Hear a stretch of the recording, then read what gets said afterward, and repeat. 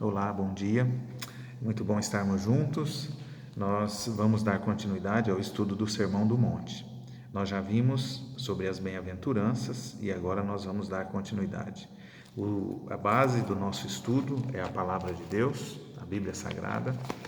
Nós estamos usando também aqui o livro Desejado de Todas as Nações, de Ellen White, e ainda estamos baseando os nossos comentários no Comentário Bíblico Adventista, no volume 5, tá bom?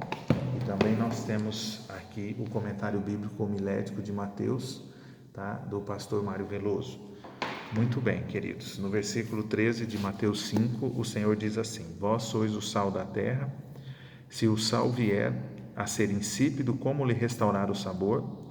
Para nada mais presta, senão para, lançado fora, ser pisado pelos homens. Ok. Então, quando o Senhor Jesus aqui ele se refere àqueles que estão ouvindo a sua mensagem, que eles, a partir de então, seriam o sal da terra, ele está se referindo à ação que o sal ele prefigurava naquele momento. O sal ele era usado para conservação. Naquela ocasião, naquela época, não existia ainda os métodos de conservação e refrigeração, a não ser o sal. Então, aquele povo foi chamado a essa ação, a essa responsabilidade. E o sal ele era usado e ainda é até hoje para dar o sabor, para temperar. É muito bom você se alimentar de um alimento bem temperado. Então, o chamado do Senhor para aquelas pessoas, então tinha essas duas funções. Ao Senhor se referir a eles como o sal. Eles deveriam, então, dar sabor, o sabor do amor divino à vida das pessoas e também conservá-los debaixo da graça do Senhor. Porque se o sal vier a perder o sabor, para que ele serve? Né? A não ser para ser lançado fora e ser pisado, então, pelos homens.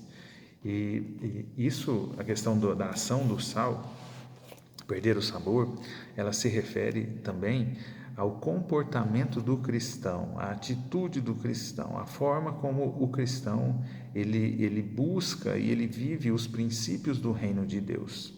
Então, quando uma pessoa ela aceita Cristo como seu Salvador e ela começa a estudar a palavra, ela começa a fazer parte de uma religião, ela começa a professar o nome de Cristo, então ela começa agora a ser observada, ela começa então a sem perceber, ela começa a influenciar as outras pessoas, ela começa a ser notada.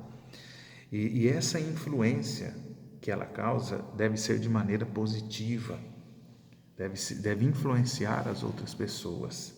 Agora, se um cristão ele começa a perder o seu entusiasmo, ele começa a perder a sua fé, ele começa a perder a convicção que ele tem da volta do Senhor Jesus, a convicção da salvação pelo sacrifício de Cristo na cruz, e agora ele começa a viver uma vida de acordo com os princípios deste mundo, esquecendo-se do Senhor, ele vem então a perder o seu sabor. E quando isso acontece, é algo terrível. É algo terrível. Então nós precisamos nos manter focados no propósito da nossa vida. Nós precisamos a cada dia nos alimentar da fonte que é Jesus, para que nós não venhamos a perder o sabor, venhamos a perder a nossa função aqui neste mundo, perdermos o chamado que o Senhor fez para cada um de nós. Olha o que é dito aqui no livro Desejado de Todas as Nações, aqui na página 306, aqui nos diz assim, olha, corações que correspondem à influência do Espírito Santo são condutos por onde fluem as bênçãos divinas. Fossem os servos de Deus tirados da terra e seu Espírito retirado dentre os homens, este mundo seria entregue à desolação e destruição, o fruto do domínio de Satanás. Conquanto os ímpios não o saibam, devem até mesmo as bênçãos desta vida à presença do povo de Deus no mundo, esse povo que desprezam e oprimem. Mas, se os cristãos o são de nome, se como o sal que perdeu o sabor, não exercem nenhuma influência para o bem no mundo, são pela falsa representação de Deus piores que os incrédulos. Então você percebe aqui a responsabilidade. O mundo ele é abençoado em virtude da presença dos fiéis filhos de Deus. Nós somos condutos de bênçãos para este mundo, mas para isso nós precisamos continuar ligados ao Senhor. E aqui no texto foi muito claro, dizendo que se acontecer conosco o que acontece com o sal quando ele perde o sabor, não presta para mais nada.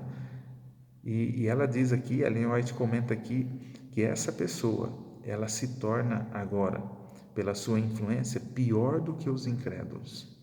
Então, é um assunto que a gente precisa realmente refletir, precisamos realmente pensar e precisamos aceitar esse chamado.